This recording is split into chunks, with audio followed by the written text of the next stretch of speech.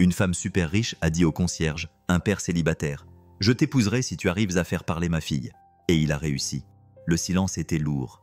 Isabella Moreau était devant les grandes fenêtres de son appartement à Paris, regardant les lumières de la ville à travers ses larmes. 5 ans. 5 ans de silence total de sa fille Emma. Pas un mot, même pas un cri quand elle était bébé. Les médecins ont dit que c'était du mutisme sélectif. Mais Isabella savait mieux que ça. Emma pouvait parler. Elle avait simplement choisi de ne pas le faire. Madame Moreau. La voix du docteur Harrison la tira de ses pensées. Le célèbre psychologue pour enfants ajusta ses lunettes, l'air grave. « Je crains que nous ayons épuisé toutes les approches conventionnelles. Emma ne présente aucun obstacle physiologique à la parole. Ses cordes vocales sont parfaites. Son audition est exceptionnelle. Pourtant, elle ne parle pas. » Isabella termina. Ses ongles manucurés s'enfonçaient dans ses paumes. À 27 ans, elle était la plus jeune PDG de l'histoire de son entreprise. Une femme qui avait bâti un empire à partir de rien. Mais tous ces milliards ne pouvaient acheter la voix de sa fille. Le docteur Harrison s'aventura peut-être prudemment. Nous devrions envisager que le silence d'Emma puisse être lié aux circonstances de la mort de son père. Isabella serra les mâchoires. Mon mari est mort dans un accident de voiture quand Emma avait 6 mois. Elle ne l'a jamais connu. Le mensonge lui venait maintenant si facilement. 5 ans de pratique l'avaient rendu naturel. La vérité était bien plus compliquée, bien plus dangereuse. Mais ce secret mourait avec elle. Après le départ du docteur Harrison, Isabella trouva Emma dans sa salle de jeu, entourée de jouets qui valaient plus que la voiture de la plupart des gens. La petite fille était assise, parfaitement immobile, ses yeux sombres ressemblant tellement à ceux de son père, fixant quelque chose d'invisible. Elle était magnifique, avec les traits délicats d'Isabella et ses épais cheveux bruns qui tombaient en boucle sur ses épaules. « Emma, ma chérie », Isabella s'agenouilla à côté de sa fille, luttant pour retenir ses larmes. « Maman donnerait tout pour entendre ta voix. Juste un mot, s'il te plaît. » Emma se tourna vers sa mère, et pendant un instant, Isabella aurait juré avoir vu quelque chose briller dans ses yeux. De la connaissance, de la compréhension, peut-être même de la pitié. Puis Emma tendit la main et toucha doucement la joue de sa mère, comme pour dire qu'elle comprenait sa douleur, mais qu'elle ne pouvait rien y faire. Ce geste brisa à nouveau le cœur d'Isabella. Le lundi matin arriva avec son chaos habituel. Le siège social d'Isabella bourdonnait d'activité, mais elle n'arrivait pas à se concentrer. Chaque présentation, chaque réunion, chaque décision lui semblait vide de sens alors qu'elle ne pouvait même pas communiquer avec son propre enfant. « Mademoiselle Moreau », l'interrompit Grace, son assistante. « La nouvelle équipe de nettoyage est là pour la formation. Je m'en occupe ?»« Non », répondit Isabella, se surprenant elle-même. « Je vais le faire. J'ai besoin de me changer les idées. » L'équipe de nettoyage était composée d'une douzaine de personnes, mais un homme attira immédiatement son attention. Il était grand, avait peut-être 35 ans, avec des mains calleuses et des yeux fatigués qui témoignaient d'un travail acharné et de moments difficiles. Contrairement aux autres qui évitèrent son regard, il la regardait droit dans les yeux, non pas avec défi, mais avec une dignité tranquille qui l'intriguait. « Bienvenue chez Moreau Industries », dit Isabella au groupe. Son personnage de PDG se mit en place comme une armure. « Nous attendons l'excellence dans tout ici, y compris la propreté. Mon assistant vous conduira à vos étages respectifs. » Alors que le groupe se dispersait, l'homme s'attarda. « Excusez-moi, mademoiselle Moreau, » dit-il d'une voix grave et posée. « Je m'appelle Marcus Chen. Je tenais à vous remercier personnellement pour cette opportunité. Nous recrutons sur la base du mérite. » « Monsieur Chen, pas besoin de me remercier. » Il sourit néanmoins et son visage fatigué s'illumina. « Les secondes chances ne se présentent pas souvent pour les gens comme moi. J'ai une fille à charge. Donc ce boulot, c'est tout pour moi. » Quelque chose dans sa voix, la façon dont il a parlé de sa fille, a fait réfléchir Isabella. Elle a quel âge ? 6 ans. Elle s'appelle Lila. Ses yeux se sont illuminés de fierté paternelle. Elle est tout pour moi. Je l'élève seule depuis que sa mère est partie il y a 3 ans. Avant qu'Isabella n'ait le temps de répondre, son téléphone a vibré. La nounou d'Emma l'appelait. Emma s'était encore enfermée dans sa chambre et refusait de sortir. « Je dois y aller », dit Isabella sèchement, se dirigeant déjà vers l'ascenseur. « Tout va bien ?» demanda Marcus, sincèrement inquiet. « Oui », mentit Isabella, mais son masque glissa un instant, révélant la mère épuisée et désespérée qui se cachait derrière la façade de la PDG. Ce soir-là, Isabella se retrouva devant la porte d'Emma, la suppliant. « Emma, ouvre la porte s'il te plaît. On peut peindre, lire ou regarder ton film préféré, tout ce que tu veux. » Silence. Isabella s'effondra contre la porte, son tailleur de créateur se froissant contre le bois dur. Elle avait négocié des contrats d'1 milliard de dollars, fait face à des OPA hostiles, mais elle n'arrivait pas à atteindre sa propre fille. « Parfois, » dit une voix douce, la faisant sursauter. Les enfants s'expriment d'une manière inattendue. Marcus se tenait dans le couloir, des produits d'entretien à la main. Désolé, je ne voulais pas vous déranger. Je suis affectée à cet étage ce soir. Isabella aurait dû être en colère contre cette interruption, mais la fatigue l'emporta. Elle n'avait pas dit un seul mot depuis 5 ans, pas un seul. Marcus posa ses produits et s'assit par terre en face d'elle, en gardant une distance respectueuse. Lila n'a pas parlé pendant 6 mois après le départ de sa mère. J'ai tout essayé. Médecin, thérapeute, pot de vin, supplication. Rien n'a marché. Qu'est-ce que tu as fait? J'ai appris son langage, répondit simplement Marcus. Elle n'utilisait pas de mots, mais elle communiquait par des dessins, des gestes, des chansons qu'elle fredonnait. Une fois que j'ai arrêté de la forcer à parler à ma façon et que j'ai commencé à comprendre la sienne, elle a lentement retrouvé sa voix. Isabella l'observa. Ce concierge lui donnait des conseils qu'elle n'avait jamais entendus de la part de spécialistes coûteux. « Tu penses qu'Emma parle, mais pas avec des mots, peut-être ?» Marcus jeta un coup d'œil à la porte fermée. « Qu'est-ce qu'elle aime? Qu'est-ce qui fait briller ses yeux ?» Isabella réfléchit. La musique. Elle adore la musique et elle dessine tout le temps. Mais ce ne sont que des gribouillis, des cercles et des lignes. Je peux? Marcus fit un geste vers la porte. Normalement, Isabella n'aurait jamais laissé un inconnu s'approcher d'Emma, mais le désespoir la poussa à acquiescer. Marcus frappa doucement. « Emma, je m'appelle Marcus. Je travaille pour ta maman. J'ai aussi une fille qui s'appelle Lila. Elle adore dessiner, tout comme toi. » Ils attendirent. Alors qu'Isabella s'apprêtait à s'excuser de lui avoir fait perdre son temps, la porte s'entr'ouvrit. Emma jeta un coup d'œil, ses yeux sombres étudiant Marcus attentivement. « Salut Emma », dit Marcus, restant assis par terre pour paraître moins menaçant. « J'ai entendu dire que tu aimais dessiner. Lila aussi. Tu veux voir ?» Il sortit son téléphone et lui montra une photo d'un dessin au crayon, un mélange de couleurs et de formes qui ne signifiait rien pour Isabella. Mais Emma écarquilla les yeux. Elle ouvrit complètement la porte et montra le dessin du doigt, puis courut vers son bureau et attrapa l'une de ses feuilles. Isabella eut le souffle coupé. Le dessin d'Emma était presque identique. Les mêmes motifs circulaires, la même disposition des lignes. « C'est une carte », dit Marcus doucement, en regardant les deux dessins. « Lila a dessiné ça pour me montrer ce qu'elle a ressenti quand sa mère est partie. Les cercles, c'est ses émotions qui s'en mêlent. Les lignes, ce sont les mots qui essaient de sortir mais qui restent coincés. » Emma hocha vigoureusement la tête, puis attrapa la main de Marcus et l'entraîna dans sa chambre. Isabella les suivit, observant avec étonnement sa fille silencieuse qui commençait à montrer à Marcus dessin après dessin. Chacun semblait insignifiant, mais était clairement important pour Emma. Celui-ci. Marcus désigna un dessin représentant un grand cercle noir entouré de petits cercles colorés. « C'est toi, n'est-ce pas, Emma? Et ce sont tous les mots qui sont en toi. » Emma acquiesça à nouveau, puis désigna un petit cercle rouge au bord du papier, séparé de tous les autres. « Et celui-là » demanda gentiment Marcus. « C'est un mot spécial? Un mot qui veut sortir mais qui n'y arrive pas ?» Les yeux d'Emma se remplirent de larmes. Elle acquiesça une nouvelle fois, puis enfouit son visage dans la jupe de créateur d'Isabella. Isabella caressa les cheveux de sa fille, les yeux humides. « Merci » murmura-t-elle à Marcus. Il se leva pour partir. « Elle parle, mademoiselle Moreau. Nous devons simplement apprendre à l'écouter. » Au cours des semaines suivantes, une routine inhabituelle s'installa. Marcus terminait son service de nettoyage et passait 30 minutes avec Emma, regardant ses dessins, lui apprenant le langage des signes que Lila avait appris, construisant un pont de communication qui ne nécessitait pas de mots. Isabella observait ces séances avec un mélange de gratitude et de honte. Cet homme qu'elle payait au salaire minimum pour nettoyer ses bureaux comprenait sa fille mieux que tous les experts qu'elle avait engagés. « Tu devrais être thérapeute », lui a-t-elle dit un soir, alors qu'Emma lui montrait son dernier dessin. Moins chaotique qu'avant, avec des motifs clairs qui se dessinaient. Marcus a ri, mais son rire était teinté de tristesse. La vie ne nous donne pas toujours les chances que nous méritons. J'ai fait des études de médecine, avant Lila, avant que tout ne s'écroule. Que s'est-il passé? Il est resté silencieux un instant, regardant Emma ranger soigneusement ses crayons de couleur par couleur. Mon ex-femme s'est mise à fréquenter de mauvaises personnes. La drogue. J'ai essayé de l'aider, j'ai tout dépensé en cure de désintoxication, en avocat, j'ai perdu ma bourse, j'ai abandonné mes études pour travailler. Quand Lila est née, j'ai pensé que ça changerait les choses. Ça n'a pas été le cas. Elle est partie quand Lila avait 3 ans, et depuis, je ramasse les morceaux. Isabella ressentit une étrange affinité avec cet homme qui avait tout sacrifié pour son enfant. Je suis désolé, ne le soyez pas. Lila en vaut la peine, tout comme Emma vaut tout pour vous. Leurs regards se sont croisés.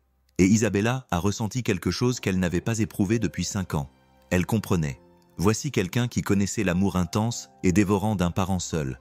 Le poids d'être tout pour une petite personne qui dépendait entièrement de vous. Madame Moreau, Grace l'interrompit depuis l'embrasure de la porte. La conférence téléphonique avec Shanghai commence dans 5 minutes. La réalité la rattrapa. Isabella était PDG. Marcus était concierge. Leur monde ne se croisait que dans ces moments volés pour le bien d'Emma. Mais alors qu'elle se dirigeait vers son bureau, Isabella ne pouvait s'empêcher de penser que Marcus la voyait plus clairement que quiconque dans son entourage professionnel ne l'avait jamais fait. Il ne voyait pas la PDG milliardaire, mais la mère désespérée prête à tout pour son enfant. Ce soir-là, Isabella prit une décision. Elle appela son avocat. « Je veux créer un fonds, dit-elle, pour que Marcus Chen puisse reprendre ses études de médecine. Les frais de scolarité, les frais de subsistance, tout. C'est généreux, dit son avocat avec prudence. Puis-je vous demander pourquoi ?»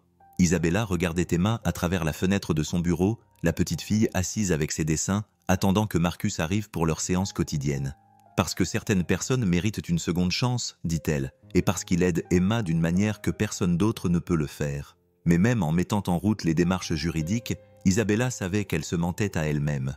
Il ne s'agissait plus seulement d'Emma. Marcus avait réveillé quelque chose en elle.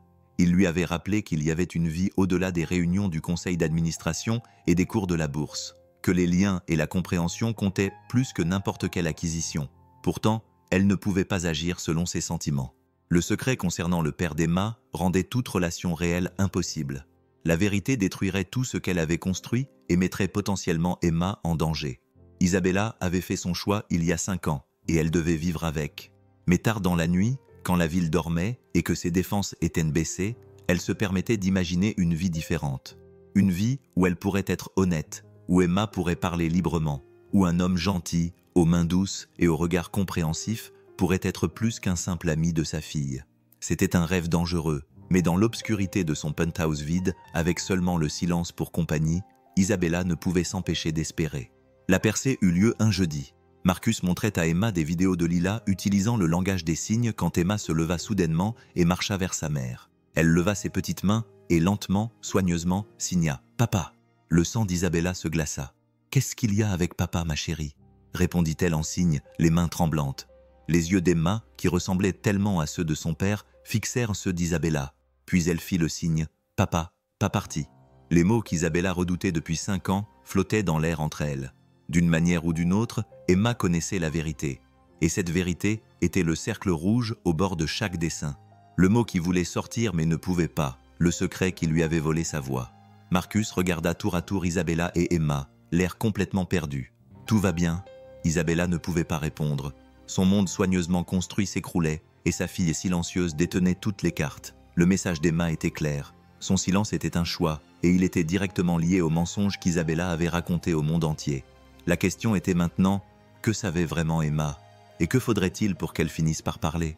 Comme si elle lisait dans les pensées de sa mère, Emma fit un signe de plus avant de retourner à ses dessins. La vérité d'abord, Isabella Moreau, la femme qui dirigeait des conseils d'administration et contrôlait des milliards, se sentait impuissante face à l'ultimatum de sa fille de 5 ans. Le silence qui les hantait depuis des années prenait soudain tout son sens, terrifiant. Emma n'avait pas perdu sa voix. Elle la retenait en otage. Le gala de charité était dans 3 jours et Isabella n'arrivait pas à se concentrer sur les préparatifs. Les mots signés par Emma résonnaient dans son esprit. « Papa n'est pas parti ».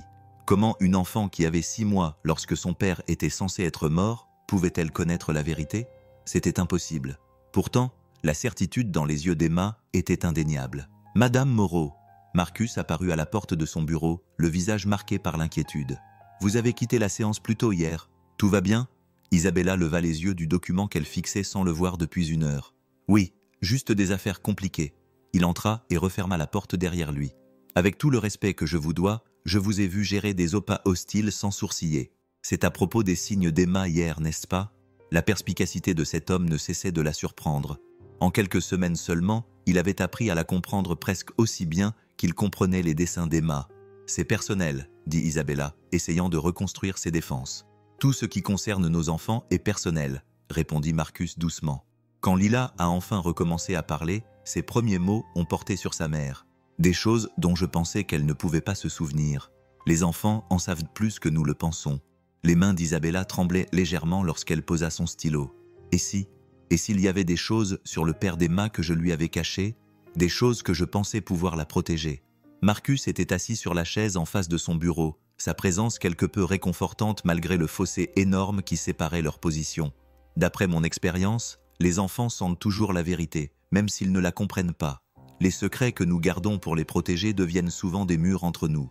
Mais certaines vérités sont dangereuses, murmura Isabella, plus à elle-même qu'à lui. Plus dangereuses que de perdre à jamais la voix de ta fille? La question resta en suspens entre eux, lourde de sous-entendus. Isabella scruta le visage de Marcus, y voyant non pas un jugement, mais une sincère inquiétude. Cet homme, qui avait tout perdu pour son enfant, comprenait les choix impossibles auxquels les parents étaient confrontés. « J'ai besoin de ton aide », dit-elle soudainement, les mots s'échappant avant qu'elle ne puisse les retenir. « Emma doit assister au gala. C'est une tradition familiale, et la presse s'y attend. Mais avec ses récentes avancées, j'ai peur qu'elle signe quelque chose d'inapproprié devant les caméras. » Marcus conclut avec un petit sourire. « Je pourrais demander à Lila de venir. Emma réagit bien avec elle. Elle pourrait se tenir compagnie. »« Vous feriez ça, Madame Moreau ?»« Isabella, dit-il, utilisant son prénom pour la première fois. Votre fille est spéciale, non pas parce qu'elle est silencieuse, mais parce qu'elle a choisi le silence pour une raison. Quelle que soit cette raison, elle mérite d'être soutenue, pas subie davantage de pression. » Isabella sentit les larmes lui monter aux yeux, ce qui lui arrivait rarement dans son bureau. « Le gala est formel, en tenue de soirée. Je ferai envoyer des vêtements appropriés pour vous et Lila. »« Nous avons des vêtements, » dit Marcus avec une dignité tranquille. « S'il vous plaît, » insista Isabelle. « Considérez cela comme faisant partie de votre travail. Vous y serez en tant que professionnel pour aider Emma. » Il acquiesça, comprenant que c'était un geste pour sauver la face. Alors qu'il se retournait pour partir, Isabella l'appela. « Marcus, merci pour tout. » Il s'arrêta à la porte. « On fait tous de notre mieux pour nos enfants, même quand on fait des erreurs. » Ce soir-là, Isabella se tenait dans la chambre d'Emma, regardant sa fille disposer ses dessins selon un motif précis sur le sol. Les images formaient une sorte de chronologie, passant de gribouillis chaotiques à des motifs de plus en plus organisés, pour aboutir finalement à des images claires, le visage d'un homme répété à l'infini avec de légères variations. « C'est papa ?» demanda Isabella doucement, s'agenouillant à côté de sa fille. Emma acquiesça, puis fit un signe. « Différent, mais pareil. » Le cœur d'Isabella se mit à battre la chamade. « Différent comment, ma chérie ?» Emma prit 2 dessins. Sur l'un, l'homme avait une barbe et des yeux bienveillants. Sur l'autre, il était rasé de près et avait une expression plus dure. Elle désigna le premier et fit le signe « avant », puis le second. « Après ?»« Après quoi ?» demanda Isabella, redoutant la réponse. Les petites mains d'Emma bougèrent avec précaution. « Après que tu l'as renvoyé ?» La pièce se mit à tourner. Isabella s'agrippa au bord du bureau d'Emma pour se regarder dans le miroir. « Emma, papa est mort dans un accident de voiture. Tu n'étais qu'un bébé. » Pour la première fois en 5 ans, Emma regarda sa mère avec quelque chose qui ressemblait à de la colère. Elle fit rapidement le signe « mensonge, mensonge, mensonge ». Puis elle rassembla ses dessins, grimpa dans son lit et tourna le dos à Isabella. Le rejet était clair. Pas de vérité, pas de communication. Isabella tituba jusqu'à sa chambre, verrouilla la porte et s'effondra sur son lit. Les souvenirs qu'elle avait enfouis lui revinrent en mémoire. Le visage de David lorsqu'elle lui avait dit de partir. Les promesses qu'il avait faites de changer. Les menaces qui avaient suivi quand elle n'avait pas cédé. Elle avait 22 ans, elle était enceinte et terrifiée quand il avait finalement accepté de disparaître en échange d'une somme d'argent importante. Elle pensait protéger Emma d'un homme dont le charme cachait un tempérament dangereux et des liens avec le milieu criminel. Mais comment Emma pouvait-elle le savoir? C'était impossible. Son téléphone vibra. Un SMS provenant d'un numéro inconnu. « Elle te ressemble, mais elle a à mes yeux. » Isabella sentit son sang se glacer. Après 5 ans de silence, David les avait retrouvés. Les mains tremblantes, elle appela son chef de la sécurité. « J'ai besoin d'une protection renforcée immédiatement, discrètement, et j'ai besoin que vous traquiez un numéro. » Le lendemain matin, Isabella vaqua à ses occupations comme un fantôme. Emma refusa de la regarder au petit déjeuner, ne communiquant qu'avec Maria, la nounou, par geste. Ce retrait était plus douloureux que 5 ans de silence. Marcus arriva pour prendre son service du matin et sentit immédiatement la tension. « Mauvaise nuit ?»« La pire », admit Isabella, trop épuisée pour faire semblant. Emma sait des choses qu'elle ne devrait pas savoir, des choses qui pourraient la mettre en danger si les mauvaises personnes l'apprenaient par son père. Le regard perçant d'Isabella le fit lever les mains. « Les dessins d'Emma, elle m'a montré des images d'un homme, je suppose. »« Tu supposes juste ?» dit Isabella d'un ton sec. « Mais c'est compliqué. »« Et maintenant ?» dit-elle en lui montrant le message. L'expression de Marcus s'assombrit. « Tu dois aller voir la police. »« Je ne peux pas. Il a des relations. Il sait des choses sur les débuts de mon entreprise qui pourraient tout détruire. Et s'il nous surveille et sait des choses sur Emma ?» dit Isabella, la voix brisée. « Alors on la protège » dit simplement Marcus. Je connais des gens de mon ancien quartier, des gens bien qui ont eu une vie difficile. Ils pourraient t'aider à surveiller Emma sans avoir l'air d'agent de sécurité. Pourquoi tu ferais ça? Marcus la regarda droit dans les yeux. Parce qu'aucun enfant ne devrait vivre dans la peur. Et parce qu'il marqua une pause, semblant lutter contre quelque chose. Parce que toi et Emma méritez mieux que des secrets et du silence. Le gala de charité est arrivé plus vite qu'Isabella ne l'aurait voulu. Elle avait discrètement triplé la sécurité et les contacts de Marcus, un réseau de parents de son quartier, avaient créé un bouclier invisible autour de la routine d'Emma.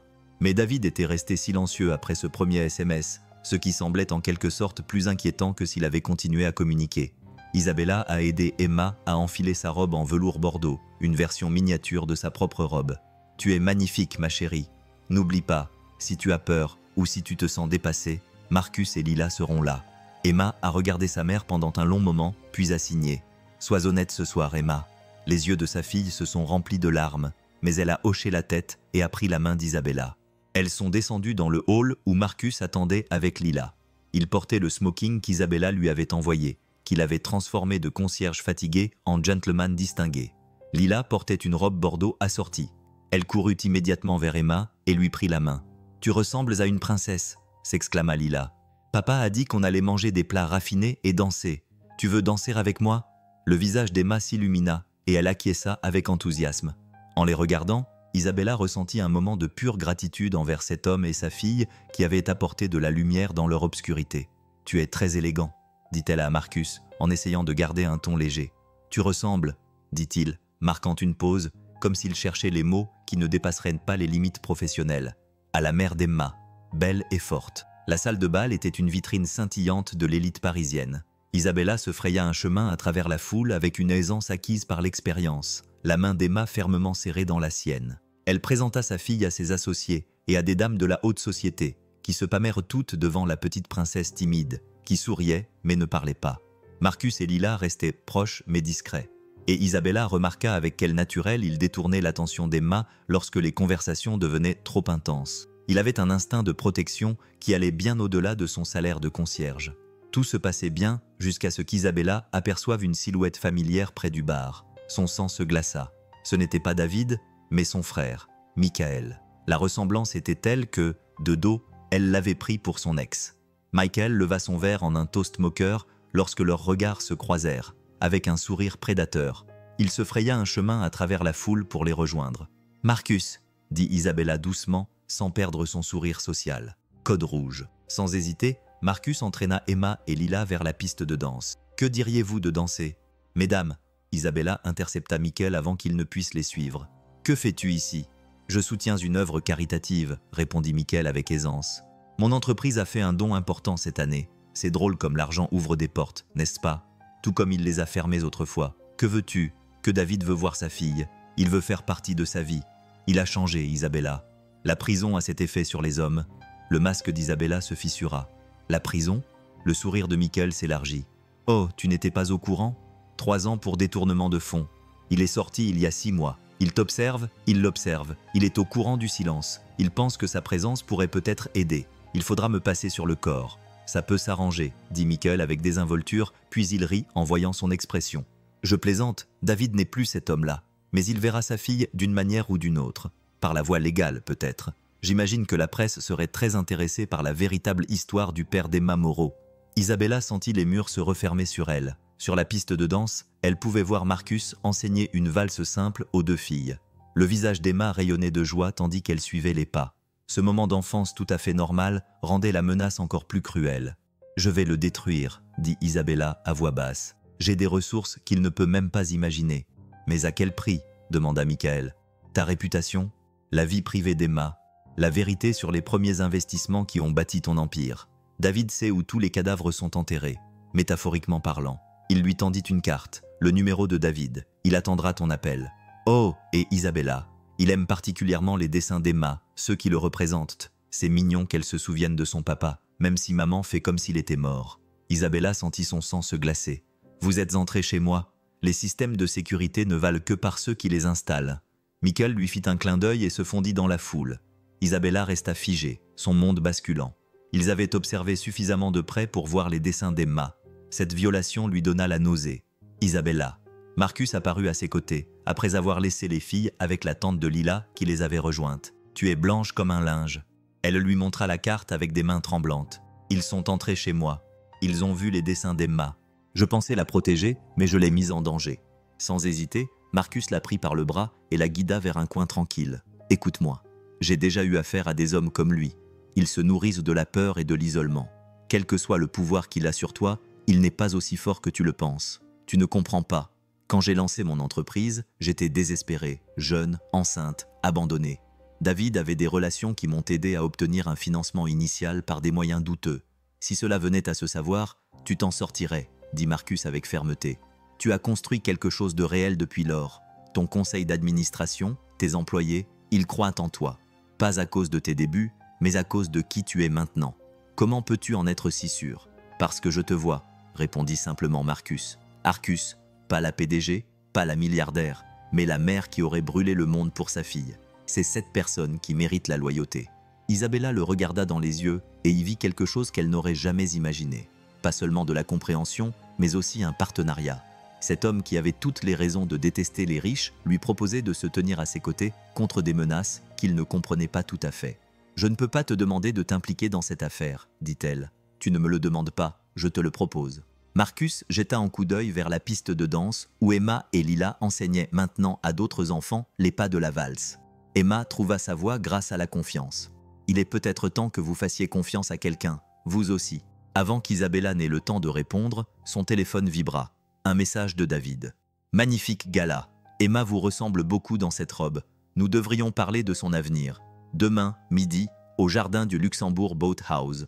Venez seul, ou le Times aura un article intéressant sur les origines de Morrow Industries. » Isabella montra le message à Marcus, qui serra les mâchoires. « Tu n'y vas pas seul, je dois y aller.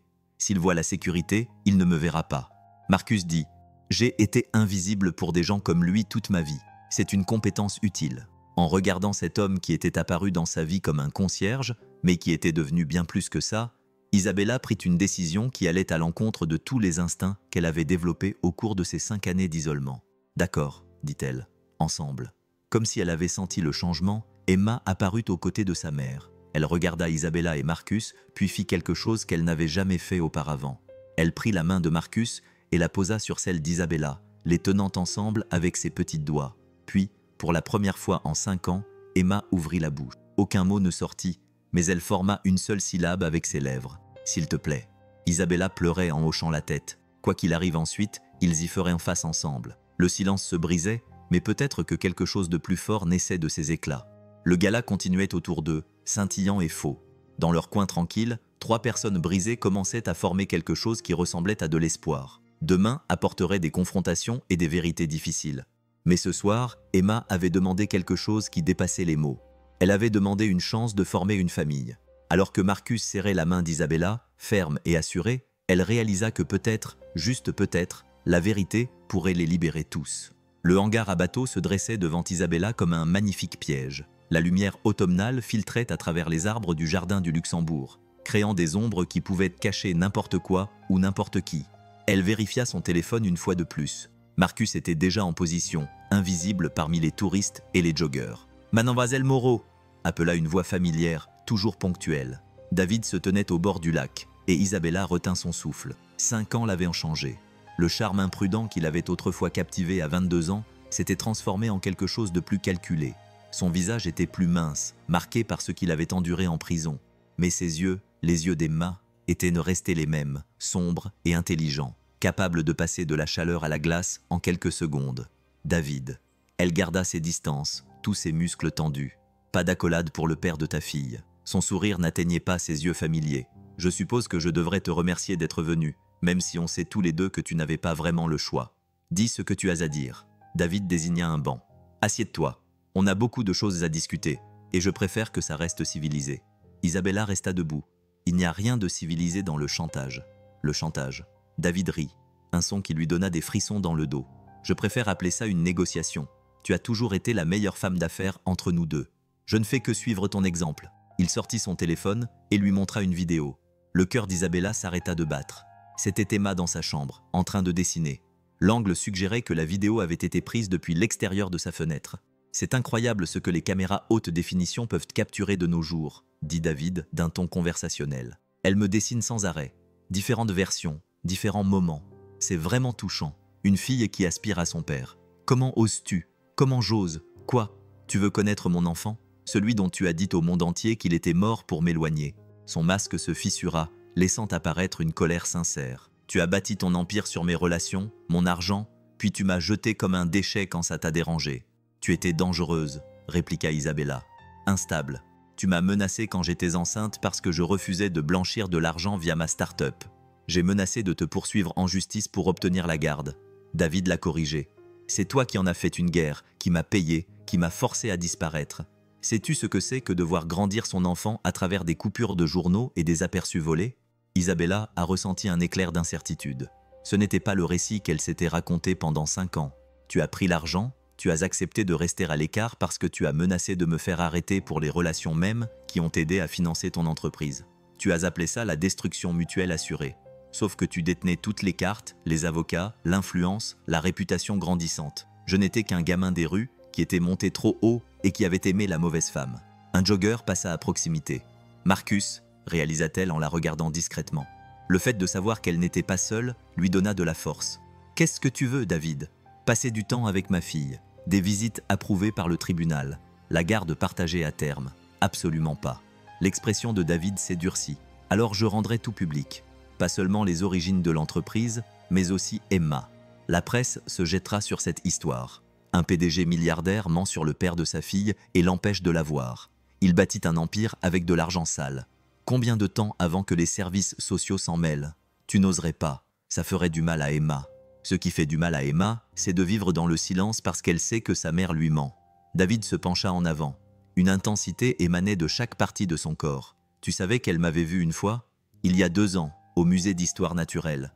Tu étais distrait par un coup de téléphone. Elle m'a regardé droit dans les yeux et je te jure qu'elle m'a reconnu. Le lendemain, elle a commencé à dessiner. L'esprit d'Isabella s'emballa. Il y a 2 ans, les dessins d'Emma étaient passés de gribouillis aléatoires à des visages. C'est impossible. Elle avait 3 ans.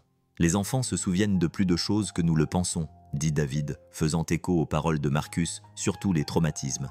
Et quoi de plus traumatisant que de sentir la peur de sa mère chaque fois que quelqu'un mentionne son père? Je l'ai protégé de toi. Tu t'es protégé toi-même, a rétorqué David. De la honte de tes débuts, de la réalité compliquée de la coparentalité, d'admettre que tu t'étais peut-être trompé à mon sujet. Isabella a étudié son visage, à la recherche de l'instabilité dont elle se souvenait. Tu es allé en prison pour détournement de fonds? Oui, par les hommes qui m'ont corrompu au départ. Les mêmes hommes dont l'argent a construit ta fondation. Son rire était amer. Ironique, n'est-ce pas? Je suis allé en prison pour avoir volé les criminels dont tu as accepté les investissements. Je ne savais pas. Tu ne voulais pas savoir. Déni plausible, n'est-ce pas? Une autre leçon de business que tu m'as apprise. David faisait les 100 pas. Mais je ne suis plus cet homme. 3 ans en cellule, ça te laisse le temps de réfléchir, de réaliser ce qui compte. Je ne veux ni ton argent, ni ton entreprise. Je veux ma fille. Le téléphone d'Isabella vibra. Un SMS de Marcus. Des renforts arrivent de l'Est. Michael et 2 autres. Une assurance? Demanda-t-elle à David en inclinant la tête vers les silhouettes qui approchaient. Je préfère les considérer comme des témoins, répondit David. Au cas où tu aurais prévu quelque chose de dramatique. Michael arriva avec 2 hommes qui ressemblaient plus à des hommes de main qu'à des témoins. Le pouls d'Isabella s'accéléra, mais elle remarqua alors autre chose. Marcus avait été occupé. Plusieurs de ses contacts du quartier étaient dispersés dans les environs. Décontractés, mais vigilants. Tout est réglé? Demanda Michael avec un sourire narquois. On négocie? Dit David sans quitter Isabella des yeux. J'ai une contre-proposition, dit soudain Isabella. Des visites supervisées, commençant par 1 heure par semaine dans un environnement contrôlé. Si Emma réagit bien, on pourra augmenter progressivement. Ce n'est pas suffisant. C'est plus que ce que tu mérites après nous avoir harcelés pendant 5 ans. Harcelé? La voix de David monta d'un ton. Je regardais ma fille grandir de la seule manière que tu m'avais laissé. Sais-tu ce que c'est que de voir ses exploits dans les pages mondaines? De fêter ses anniversaires seule? La douleur brute dans sa voix prit Isabella au dépourvu. Pendant un instant, elle vit au-delà de la menace la perte qui se cachait derrière. Elle ne parle pas, dit Isabella doucement. Elle n'a pas dit un mot depuis qu'elle a 6 mois. Les médecins pensent que c'est un mutisme sélectif, peut-être lié à un traumatisme. Le visage de David devint livide. Quoi?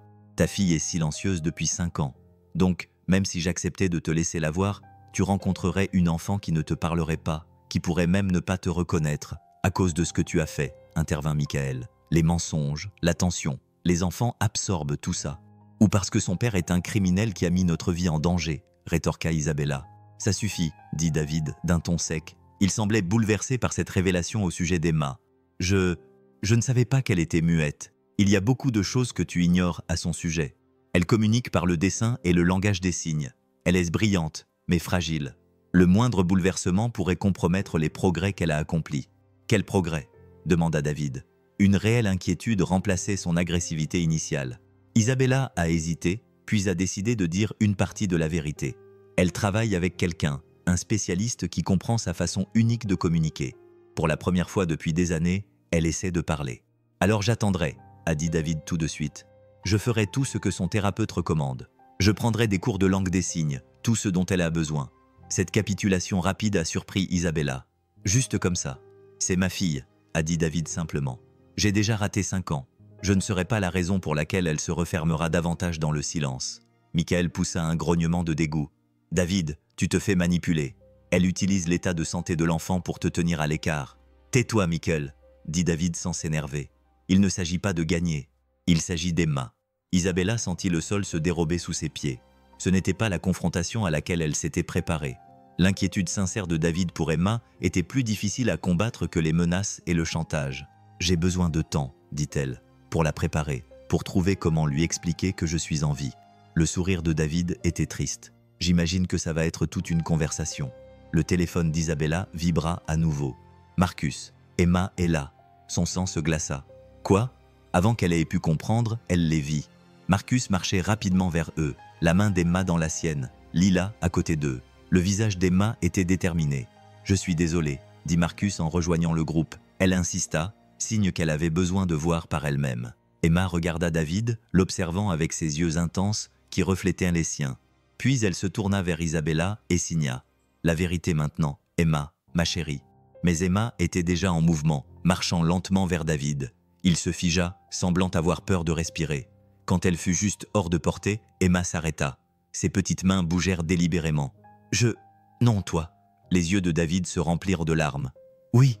murmura-t-il. « Emma leva la main pour l'arrêter. Elle se tourna vers Isabella. « Maman a menti. Bébé, j'essayais de te protéger. » Emma secoua fermement la tête, puis elle fit quelque chose qui choqua tout le monde. Elle ouvrit la bouche et, avec un effort considérable, prononça un seul mot. Pourquoi ? Le mot était rauque, imprécis à cause de ses années d'inutilisation, mais il brisa l'air du matin comme du verre qui se brise. Isabella tomba à genoux, tendant les bras vers sa fille. Mais Emma recula. « Pourquoi ?» demanda-t-elle à nouveau, plus fort cette fois. Son regard allait d'Isabella à David. « Pourquoi ? Pourquoi mentir ? Parce que j'avais peur, » admit Isabella, les larmes coulant sur son visage. « Parce que je pensais te protéger. Parce que j'étais jeune, que j'ai fait des choix pas géniaux et que je ne savais pas comment les réparer. » Emma réfléchit, puis se tourna vers David. « Tu es parti ? Ta mère me l'a demandé ?» demanda David avec précaution. « Je n'étais pas un homme bien à l'époque. Elle a peut-être eu raison de te protéger. Mais maintenant… » David s'agenouilla à sa hauteur. David s'agenouilla à « Maintenant, je veux te connaître. Si tu me le permets. Si ta mère me le permet. » Emma se tenait entre ses parents, regardant tour à tour l'un et l'autre. Puis elle s'approcha de Marcus, lui prit la main et l'attira vers elle. « En sécurité, » dit-elle en désignant Marcus. Les mots sortaient plus facilement maintenant, comme si chacun d'eux libérait le suivant. « Il me met en sécurité. » Isabella comprit. Emma disait qu'elle n'accepterait David que si Marcus était là. L'homme qui avait gagné sa confiance, qui l'avait aidé à trouver sa voie. « Bien sûr, » dit Isabella. « Marcus fait partie de notre famille maintenant. » David observa Marcus, remarquant son attitude protectrice, la douceur avec laquelle il soutenait Emma. « C'est toi le spécialiste, » dit-elle. « Je suis le concierge, » répondit simplement Marcus. « Qui se trouve avoir une fille qui a vécu quelque chose de similaire ? Emma et moi, on se comprend. Il m'apprend des choses, » dit Emma, les mots coulant plus librement maintenant pour exprimer autre chose. Michael ricana. « C'est ridicule. David, tu laisses l'aide dicter ses conditions. » Le visage d'Emma s'assombrit. Elle s'avança vers Michael et, avec toute l'autorité impérieuse de sa mère, dit clairement « Tu es méchant, va-t'en !» Le choc sur le visage de Michael était presque comique. David éclata de rire, un rire sincère, sans amertume. « Je crois que ma fille vient de te virer, Michael.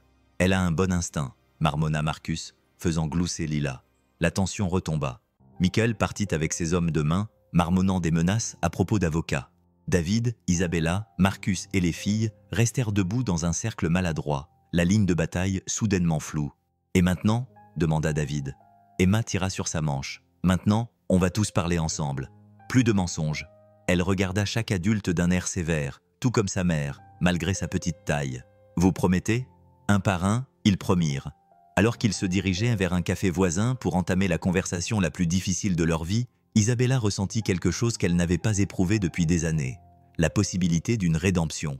Emma avait trouvé sa voie non pas grâce à une thérapie ou à une intervention médicale, mais simplement en exigeant la vérité.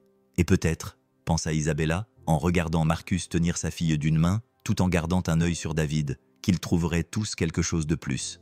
La guerre était finie. Il fallait maintenant s'atteler à la tâche plus difficile de construire la paix. Mais alors que la petite main d'Emma se glissait dans la sienne, ce simple geste en disant long, Isabella crut qu'ils pourraient y arriver ensemble.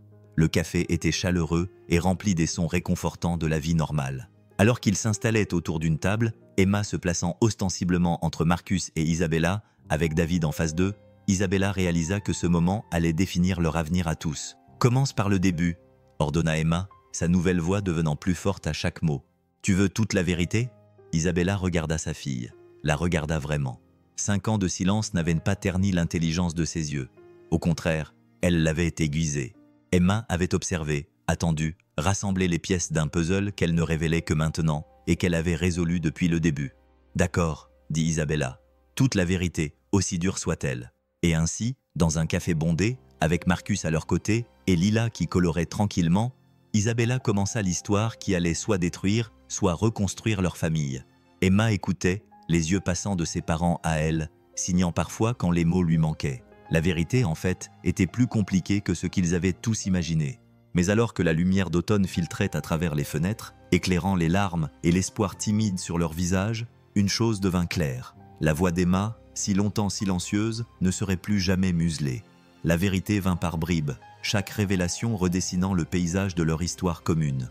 Dans le café chaleureux, avec la vapeur qui s'élevait des tasses de café intactes, Isabella s'est forcée à croiser le regard impatient de sa fille. « J'ai rencontré ton père quand j'avais 21 ans, a-t-elle commencé, la voix ferme malgré le tremblement de ses mains.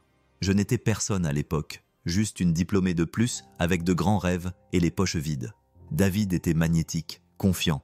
Il connaissait des gens, avait des relations qui pouvaient ouvrir des portes. David s'est agité, mal à l'aise. Isabella, elle a demandé la vérité. Isabella l'interrompit. Elle mérite de tout savoir. Elle se tourna vers Emma. Ton père m'a aidé à créer mon entreprise. Il m'a trouvé les premiers investisseurs. Je savais qu'ils n'étaient pas tout à fait légitimes, mais j'étais désespéré. Je me suis dit que ce n'était que temporaire, que je les rembourserais et que je couperais les ponts une fois que l'entreprise serait stable. Mais ce n'était pas si simple, dit Marcus doucement, comprenant le piège dans lequel elle était tombée. Non, une fois que tu prends cet argent, tu n'es plus jamais vraiment libre. Il voulait des faveurs.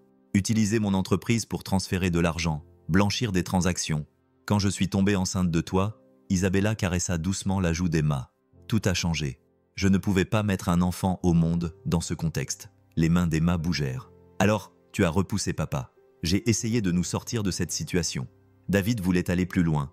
Il disait que c'était le seul moyen de nous protéger et de devenir trop précieux pour être menacés. On se disputait tout le temps.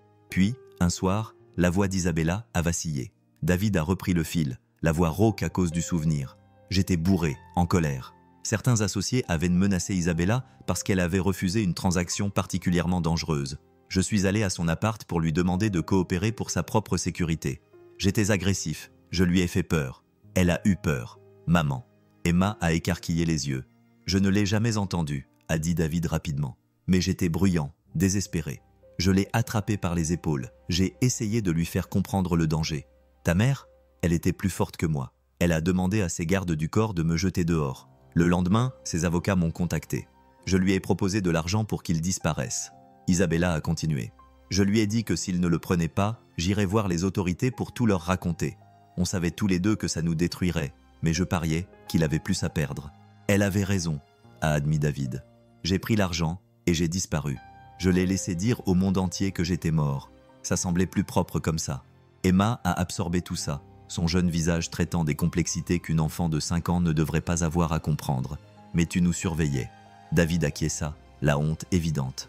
De loin, je me disais que je vous protégeais tous les deux, m'assurant que mes anciens associés ne causent pas de problème. Mais en réalité, je ne pouvais tout simplement pas lâcher prise. La prison ? Demanda Emma, prononçant le mot avec précaution de sa voix inutilisée. Les hommes qui ont aidé à financer l'entreprise de ta mère ont fini par se retourner contre moi. J'en savais trop. J'étais un trop gros risque. Ils m'ont accusé de détournement de fonds. Ironiquement, j'étais effectivement coupable, mais pas de ce dont ils m'accusaient. Son rire était amer. Je les avais escroqués pendant des années, constituant un fonds pour toi, Emma. Chaque centime est dans un fonds fiduciaire qui t'attend. Isabella redressa brusquement la tête. Quoi ? Tu pensais que j'avais pris ton argent et que je l'avais dépensé en voiture et en femme ? Le sourire de David était triste. Chaque centime que tu m'as donné, plus tout ce que j'ai pu voler à ces salauds. Tout est là. Presque 10 millions maintenant, avec les intérêts. Mon avocat a les détails. 10 millions ? La voix d'Emma était aiguë. Pour tes études, ton avenir, tout ce dont tu as besoin, dit David doucement. C'était la seule façon pour moi d'être ton père dans l'ombre. Marcus était resté silencieux tout ce temps. Mais maintenant, dit-il. Donc, vous avez tous les deux fait des choix par amour et par peur. La question est, que se passe-t-il maintenant ? Emma se leva sur sa chaise, imposant le respect malgré sa petite taille. Maintenant, on arrange les choses. Elle regarda chaque adulte d'un air sévère. Plus de mensonges, plus de cache-cache. Ce n'est pas si simple, ma chérie, commença Isabella. Si, ça l'est, insista Emma. Papa va suivre une thérapie, apprendre à être en sécurité. Maman arrête d'avoir peur. Marcus, dit-elle en lui souriant. Marcus reste. Il nous aide à former une famille. Je ne suis que le concierge, protesta gentiment Marcus. La réponse d'Emma fut rapide et claire. Non, tu es à nous. La simplicité possessive de cette déclaration fit monter les larmes aux yeux d'Isabella. Lila, qui colorait tranquillement, leva les yeux et ajouta « Papa arrange tout, il peut arranger ça aussi. » David observa Marcus avec un intérêt nouveau. « Tu as été bon avec ma fille. J'ai juste fait mon boulot, » répondit Marcus. Mais sa main se posa de manière protectrice sur l'épaule d'Emma. « Non, » dit soudain Isabella. Tout le monde la regarda. « Ne minimise pas ce que tu as fait, Marcus. Tu as vu notre fille. »« Vraiment ? Je l'ai vue. Alors que des spécialistes coûteux n'y arrivaient pas. Tu lui as donné une voix alors que j'avais presque perdu tout espoir. Notre fille ?» David haussa les sourcils. Isabella rougit, mais ne recula pas. Emma a raison. Au cours des dernières semaines, on est devenu quelque chose. Pas une famille traditionnelle, mais une famille quand même. Le concierge connaît-il les origines de votre entreprise ? Demanda David d'un ton sec. J'en sais assez, répondit Marcus calmement. Je sais qu'elle a bâti quelque chose de légitime à partir de débuts discutables. Je sais qu'elle a passé 5 ans à essayer de protéger Emma de l'ombre du passé. Et je sais que quelles que soient les erreurs commises, la femme que je vois aujourd'hui serait prête à tout pour protéger sa fille. Tu l'aimes, dit David. Ce n'était pas une question. Marcus soutint son regard. Je les aime toutes les deux, mais ça n'a pas d'importance. Isabella a clairement établi des limites. Des limites stupides, intervint Emma. Elle se tourna vers sa mère. Marcus nous rend heureuses. Tu souris vraiment avec lui. Isabella se sentit exposée. L'honnêteté de sa fille détruisait des années de murs soigneusement érigés. Emma, c'est compliqué. L'amour n'est pas compliqué, dit Emma fermement. La peur est compliquée. La sagesse de sa fille de 5 ans laissa Isabella sans voix. David se pencha en arrière, digérant tout ça. Alors, où est-ce que ça me laisse ? Emma réfléchit attentivement. Tu es mon papa. Ça, c'est pour toujours. Mais tu dois gagner ma confiance. Elle regarda Marcus comme s'il avait fait de même. C'est juste. David acquiesça. Que suggères-tu ? Des rendez-vous avec le docteur Sarah ? Emma faisait référence à la thérapeute familiale qu'Isabella avait engagée, mais à laquelle elle avait rarement fait appel. Nous tous, même Lila, apprenons à être en sécurité ensemble. Tu y as réfléchi ? Demanda Isabella, étonnée. Emma acquiesça. Elle avait eu 5 ans pour réfléchir pendant que tout le monde discutait. La douce réprimande fit son effet. Ils avaient tous été tellement occupés à protéger, à menacer, à cacher, qu'ils avaient oublié que l'enfant au centre de tout cela avait son propre esprit, ses propres projets. Il reste encore la question de l'entreprise, dit David. Les investisseurs initiaux sont pour la plupart morts ou en prison, conclut Isabella. J'ai passé 5 ans à nettoyer discrètement le gâchis, à racheter des parts, à tout légitimer. Le dernier lien a été rompu il y a 6 mois. David cligna des yeux. Tu es libre légalement ? Oui. Les tâches morales, elles, sont plus difficiles à effacer. Isabella regarda Emma. Ton fonds pour l'université, ta fiducie, tout a commencé avec de l'argent sale. J'ai essayé de compenser par des actions caritatives. Mais l'argent n'est que de l'argent, dit Emma avec pragmatisme. Ce qui compte, c'est ce qu'on en fait. Marcus sourit. Ta fille est une philosophe. Elle a eu de bons professeurs, dit Isabella en le regardant d'un air significatif. Ils discutèrent encore 1 heure, réglant les détails. David commencerait par des visites supervisées, une thérapie familiale, une intégration progressive. Il se soumettrait à des vérifications d'antécédents, à des évaluations psychologiques, à tout ce que les avocats d'Isabella exigeraient. Les menaces de divulgation ont été abandonnées. David a supprimé les photos et les vidéos devant eux. Son avocat a confirmé la destruction de toutes les copies. « Je veux faire partie de sa vie », a dit David, « pas la détruire ». Alors qu'il s'apprêtait à partir, Emma a tiré sur la manche de Marcus. « Demande-lui », a-t-elle chuchoté assez fort pour que tout le monde l'entende. « Demandez quoi ?» a dit Marcus, même si son visage souriant suggérait qu'il savait de quoi on parlait. La chose importante. Marcus a soupiré, puis s'est tourné vers Isabella. « Ce n'est pas comme ça que j'avais prévu les choses, mais votre fille insiste, et j'ai appris à ne pas discuter avec les femmes Moreau. » Il a sorti une petite boîte en velours de sa poche. Le cœur d'Isabella s'est arrêté. « Ce n'est pas ce que vous pensez », a rapidement dit Marcus. « Eh bien, pas exactement. C'est… » Il a ouvert la boîte pour révéler une simple bague en argent avec 3 anneaux entrelacés. C'est une bague de promesse. Le bijoutier l'a appelée une bague familiale. 3 anneaux. Un pour toi, un pour Emma, un pour moi. « Et Lila ?» demanda Emma. « 4 anneaux alors ?» corrigea Marcus avec un sourire. « Le fait est que je sais qu'on ne se connaît que depuis quelques semaines. Je sais que je ne suis qu'un concierge et que tu es toi. Mais Emma a raison. On est devenus quelque chose ensemble. J'aimerais avoir la chance de voir ce que cela pourrait être. » Isabella fixa la bague, puis le visage plein d'espoir de sa fille, puis l'expression nerveuse mais déterminée de Marcus. Même David semblait retenir son souffle. « Tu te rends compte, dit lentement Isabella, que sortir avec moi comporte des complications importantes. L'attention des médias, les attentes de la société, mon passé compliqué, son père très présent. Je suis à l'aise avec les complications, dit Marcus. Je gagne ma vie en réparant les choses, tu te souviens ? Dis oui, maman, insista Emma. S'il te plaît, il nous complète. Isabella regarda sa fille. Elle la regarda vraiment. Le silence qui avait défini leur vie pendant 5 ans avait disparu, remplacé par une voix qui disait la vérité avec une clarté surprenante. Et cette vérité était simple. Marcus les avait aidées toutes les deux à retrouver ce qu'elles avaient perdu. « Oui » dit Isabella, surprise par la fermeté de sa réponse. « Oui à la bague, oui à la thérapie familiale, oui à essayer de régler ça ensemble. » Marcus glissa la bague à son doigt, les mains tremblantes. Emma applaudit et les serra tous les deux dans ses bras. Même Lila se joignit à eux, enroulant ses petits bras autour d'Emma. David regardait tout ça avec une expression complexe. « Je suppose que je devrais être jaloux, » dit-il finalement. « Mais honnêtement, je suis juste content qu'elle ait un homme bien dans sa vie, meilleur que moi. Tu peux être meilleur maintenant, » lui dit Emma. « Sérieusement, les gens peuvent changer. Marcus m'a appris ça. » Alors qu'ils quittaient le café, un groupe improbable uni par la détermination d'une enfant à vivre dans la vérité, Isabella s'émerveillait de la rapidité avec laquelle la vie pouvait changer. Ce matin-là, elle s'attendait à du chantage et à des menaces.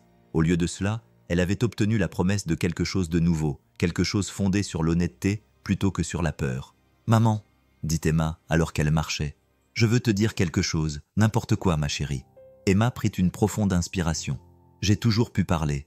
Je ne voulais simplement pas le faire. Trop de secrets rendaient les mots sales. » Isabella s'arrêta de marcher, le cœur brisé. « Oh, ma chérie !» Mais Marcus a rendu les mots propres à nouveau. Et maintenant, avec la vérité, j'ai tellement de choses à dire.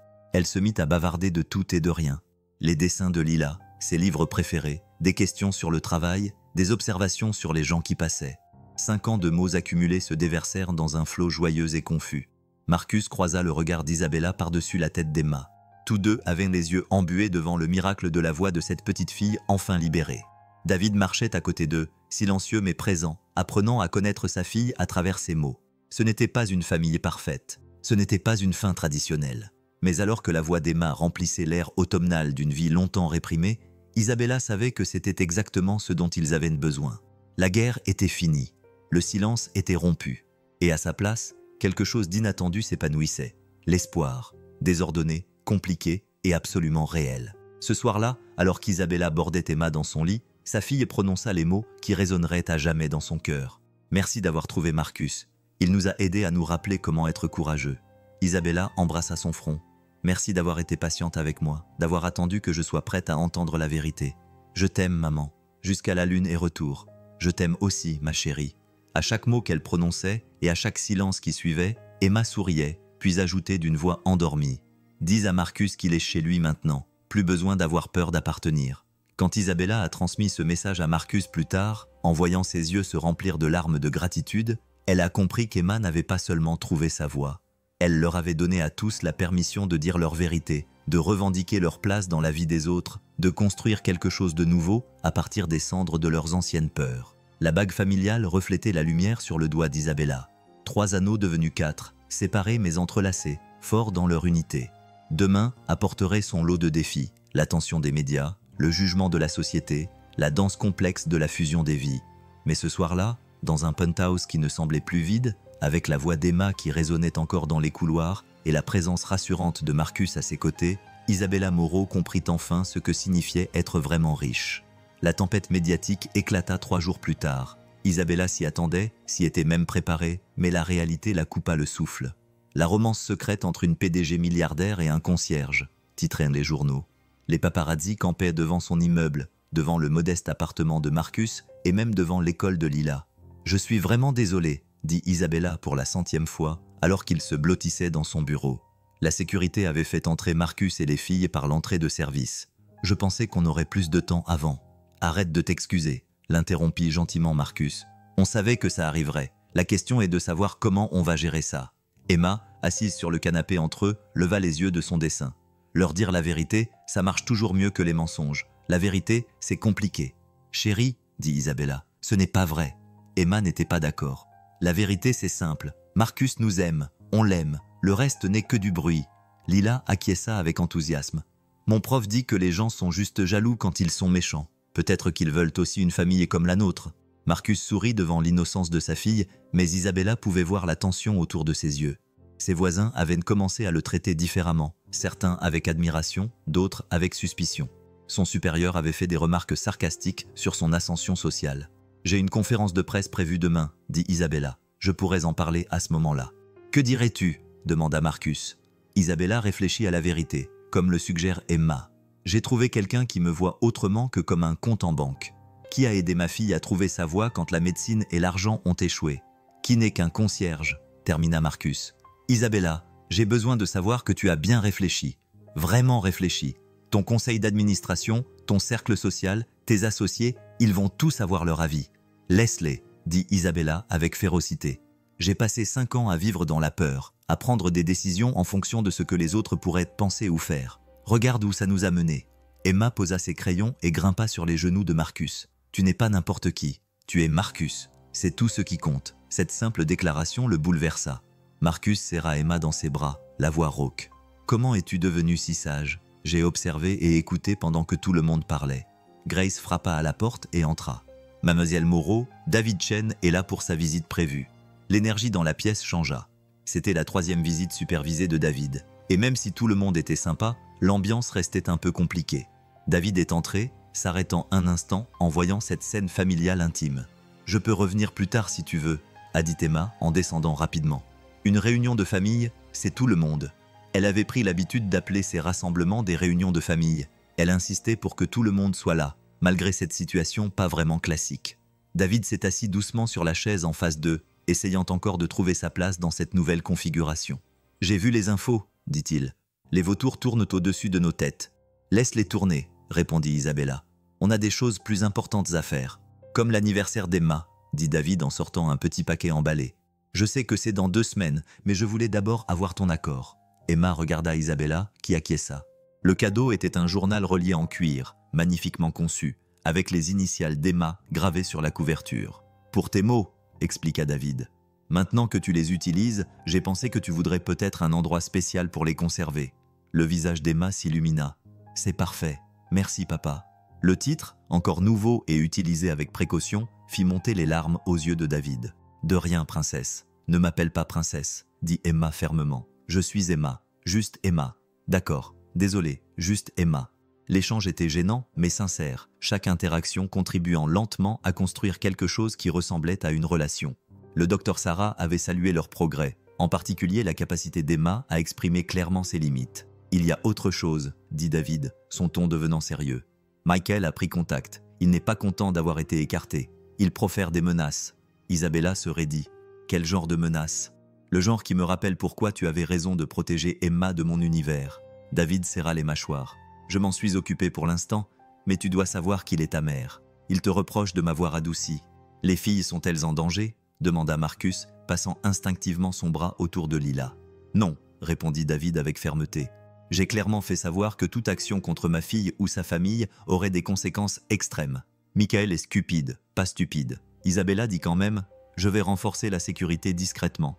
Emma avait écouté attentivement. Elle prit alors la parole. « Oncle Michael est brisé, comme tu l'étais, papa. Peut-être qu'il a besoin d'aide, lui aussi. » David fixa sa fille du regard. « Tu es trop indulgente, Emma. »« Non, » rétorqua-t-elle. « Comprends simplement que les gens blessés blessent les autres, mais que les gens guéris peuvent t'aider à guérir les autres. »« Quand es-tu devenue thérapeute ?» demanda Isabella en lissant les cheveux d'Emma. « Quand j'ai eu le temps de réfléchir.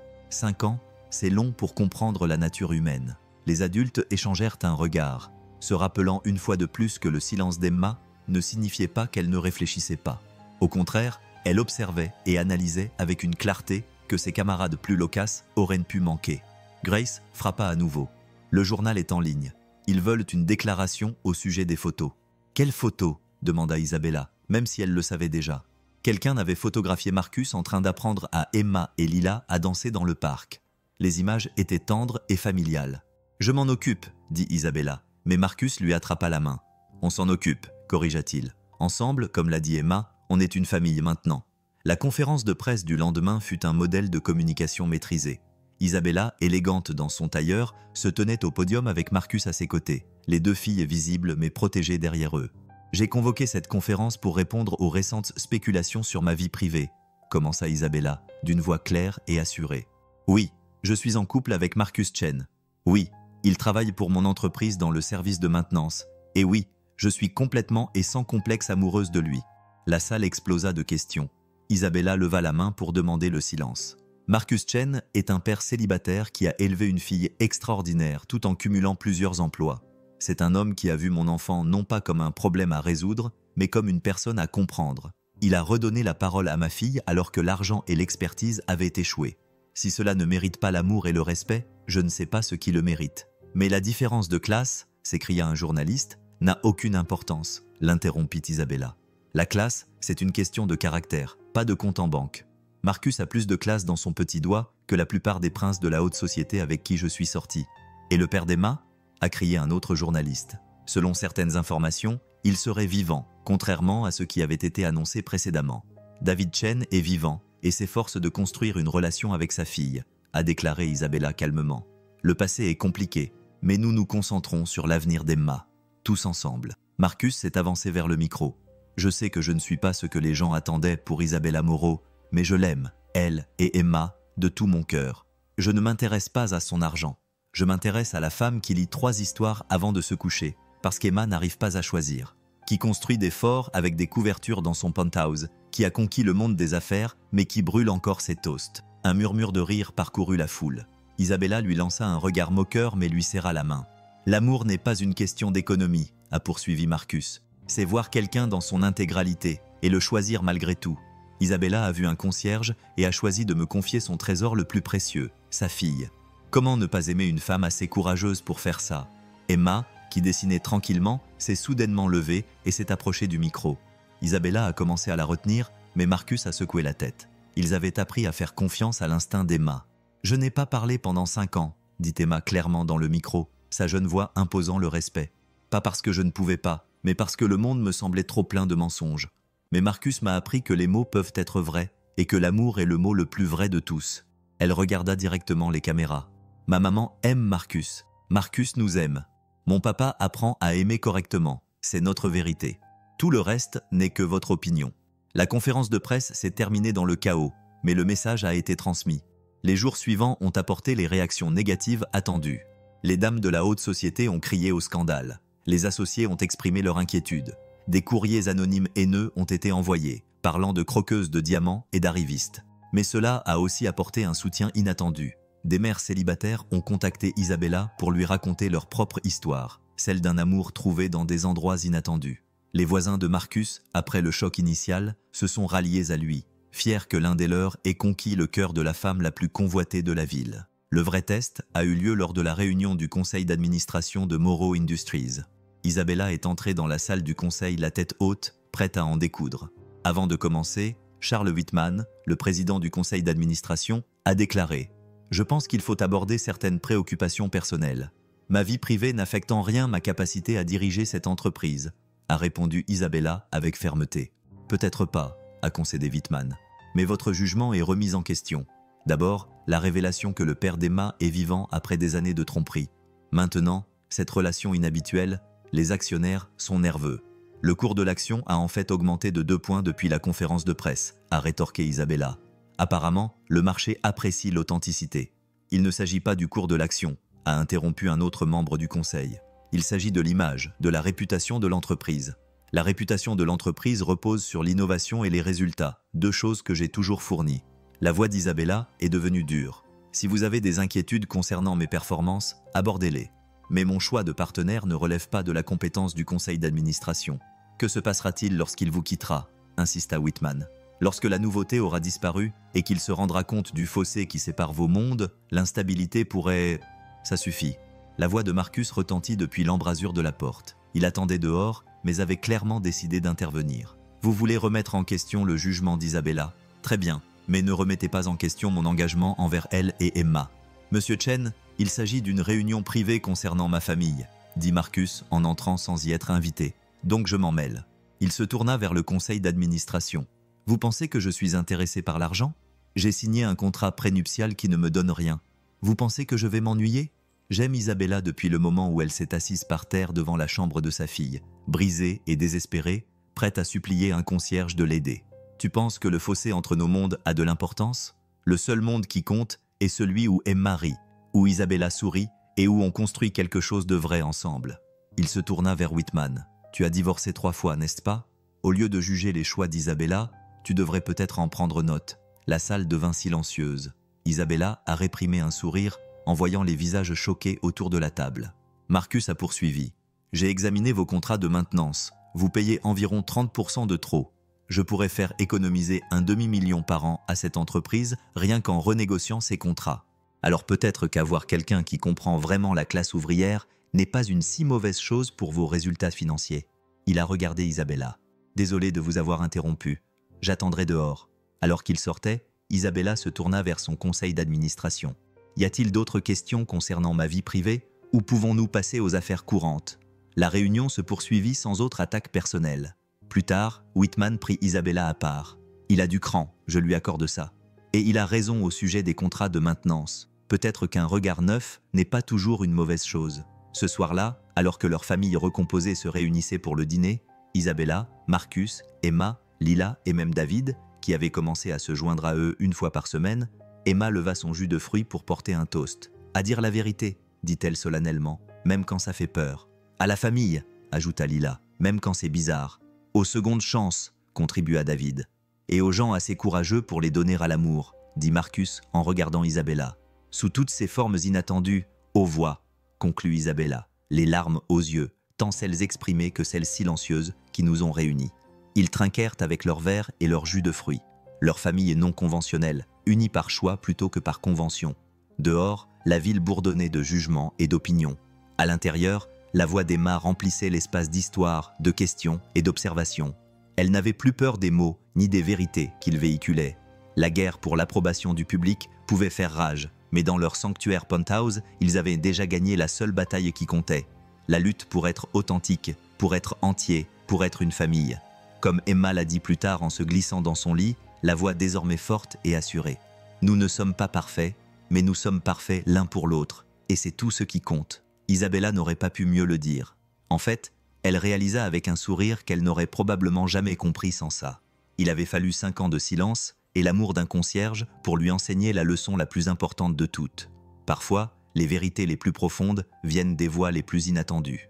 6 mois plus tard, le gala annuel de Morrow Industries battait son plein. La même salle de bal où Emma avait pris la parole pour la première fois accueillait maintenant une célébration qui semblait à 1000 lieues de cette nuit de secrets et de peur. « Arrête de gigoter », murmura Isabella à Marcus en ajustant son nœud papillon. « Tu es incroyablement beau. Je ne gigote pas », protesta-t-il, puis il ajusta immédiatement ses boutons de manchette. « D'accord, peut-être un peu. Ton monde me rend encore nerveuse parfois. »« Notre monde », corrigea-t-elle. « Et regarde, Emma et Lila s'amusent comme des folles. » Les filles étaient effectivement dans leur élément. Emma bavardait avec tous ceux qui voulaient bien l'écouter, tandis que Lila montrait le langage des signes qu'elles avaient enseigné à d'autres enfants. David se tenait à proximité, vigilant mais détendu, ayant trouvé sa place dans leur arrangement non conventionnel. « Mesdames et messieurs », demanda Charles Whitman pour attirer l'attention. « Avant de poursuivre les festivités de la soirée, j'aimerais faire une annonce. » Isabella fronça les sourcils. Ça n'était pas prévu au programme. Il y a 6 mois, beaucoup d'entre nous ont remis en question le jugement d'Isabella Moreau. Ses choix, tant de révéler des vérités difficiles que d'accepter un amour inattendu, semblaient impulsifs. Whitman sourit. Nous avions tort. Un murmure parcourut la foule. Sous la direction d'Isabella, grâce aux contributions de voix que nous avions auparavant ignorées, Moreau Industries a connu une croissance sans précédent. Nos nouveaux programmes communautaires, proposés par M. Chen, ont énormément amélioré notre image publique. La satisfaction de nos employés est à son plus haut niveau. Et notre PDG semble avoir trouvé ce qui lui échappait depuis des années, le vrai bonheur. Il leva son verre à Isabella Moreau, qui nous a rappelé que les meilleurs leaders savent quand suivre leur cœur, et à Marcus Chen, qui nous a montré que la sagesse ne passe pas forcément par un bureau luxueux. Tout le monde trinqua. Isabella sentit la main de Marcus trouver la sienne, ferme et assurée. « Tu étais au courant ?» murmura-t-elle. « Peut-être », admit-il avec un sourire. Whitman et moi avons travaillé ensemble sur ces programmes communautaires. Il s'avère qu'il n'est pas si mal quand on dépasse ces fanfaronnades. « Marcus Chen, tu fais de la politique ?»« Je m'adapte », a-t-il dit. « Tout comme tu t'es adapté à mon monde en faisant des compromis, tu te souviens ?» Emma est arrivée à leur côté, tirant sur la veste de Marcus. « C'est l'heure », a-t-elle dit. « L'heure de quoi ?» a demandé Isabella, mais Emma tirait déjà Marcus vers la scène. Emma a quelque chose à partager, a annoncé Marcus au micro. Il y a 6 mois, cette salle a été témoin de ses premiers mots après 5 ans de silence. Ce soir, elle aimerait marquer une autre étape importante. Emma a pris le micro avec une assurance qui ne correspondait pas à son âge. Il y a 6 mois, j'ai parlé parce que je me sentais enfin assez en sécurité pour utiliser des mots. Ce soir, je veux les utiliser pour dire merci. Elle a regardé la foule, sa voix devenant plus forte. Merci à ma maman d'avoir eu le courage d'aimer. Merci à Marcus de m'avoir montré que les familles se construisent sur la compréhension, pas sur les liens du sang. Merci à mon papa d'avoir prouvé que les gens peuvent changer. Et merci à Lila d'être la meilleure sœur dont je ne savais pas que j'avais besoin. Isabella s'essuya les yeux, sans se soucier de son maquillage. Mais surtout, Emma continua. Je veux dire aux autres enfants qui regardent ou écoutent peut-être, votre voix compte. Que vous vous exprimiez avec des mots, des signes, des images ou en silence, vous comptez. Ne laissez personne vous dire le contraire. Elle rendit le micro à Marcus et courut vers Isabella, qui la serra dans ses bras avec ferveur. « Quand as-tu prévu ça ?» murmura Isabella. « On s'est entraîné ?» avoua Emma. « Marcus m'a dit que je devais utiliser ma voix pour aider les autres à trouver la leur. » La soirée se poursuivit par des danses et des célébrations. Isabella regarda David apprendre à Emma à valser correctement tandis que Marcus faisait tourner Lila en rond, leur rire résonnant joyeusement. Cette scène, qui aurait semblé impossible 6 mois plus tôt, semblait maintenant tout à fait naturelle. « N'est-ce pas, mademoiselle Moreau ?» Une jeune femme s'approcha avec hésitation. « Je m'appelle Sarah Chen. Je n'ai aucun lien de parenté avec Marcus. Je suis journaliste au Times. » Isabella se raidit, mais la femme poursuivit rapidement. « Je ne suis pas ici pour faire des ragots. Je suis l'histoire d'Emma et j'aimerais écrire un article sur le mutisme sélectif et le pouvoir de la patience. Avec votre permission, bien sûr. »« Pourquoi ?» demanda Isabella avec prudence. « Parce que mon neveu n'a pas parlé depuis 2 ans. Voir Emma ce soir, entendre son histoire, nous donne de l'espoir. D'autres familles doivent savoir que le silence ne signifie pas l'absence. Que l'amour et la compréhension peuvent faire des miracles que la médecine ne peut pas faire. » Isabella regarda Emma, qui montrait maintenant la langue des signes à un groupe d'enfants fascinés. « Laisse-moi en discuter avec ma famille. » Mais oui, je pense qu'Emma aimerait aider d'autres enfants à trouver leur voie.